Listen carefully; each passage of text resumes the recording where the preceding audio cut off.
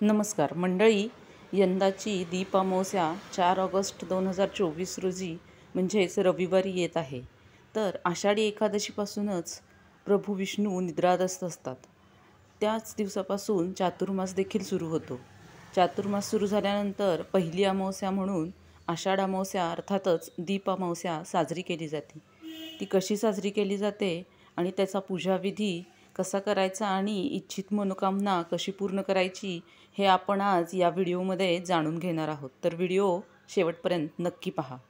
यंदा दीप अमावस्या 4 ऑगस्टला साजरी केली जाणार आहे. यंदा श्रावण महिना हा 5 ऑगस्टला सुरू होणार आहे. त्यामुळे आदल्या दिवशी 4 ऑगस्टला ही अमावस्या मोठ्या उत्साहात साजरी केली जाणार आहे. या अमावस्येला गटारी अमावस्या म्हणून देखील ओळखतात. आषाढ अमावस्याला काय करावे हे आपण आता पाहून घेऊया. तर घरातील जेवढे आपण दिवे लावत असू देवासमोर ते सर्व दिवे स्वच्छ पाण्याने दुधाने स्वच्छ धुवून घेऊन कोरडे पुसून घ्यावेत व पाटावरती वस्त्र घालून त्यावर ते सर्व दिवे ठेवावेत आणि त्याची यथोचित पूजा करावी.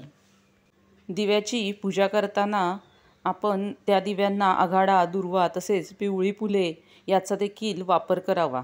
ही नक्की व्हावीत, म्हणजे आपली इच्छित मनोकामना नक्कीच पूर्ण होईल. तसेच गोडाचा नैवेद्य अर्पण करावा. आपल्या घरातील लहान मुलांचे औक्षण देखील करावे. दुर्वा ही वंशवृद्धीचे प्रतीक आहे, त्यामुळे तेही अर्पण करून प्रार्थना करावी.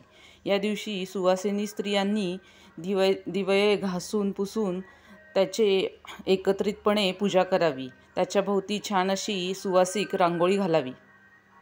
मंडळी, एक गोष्ट नक्की लक्षात ठेवा, दिव्यांची पूजा करताना सर्व दिवे प्रज्वलित करावेत आणि मगच त्याची पूजा करावी.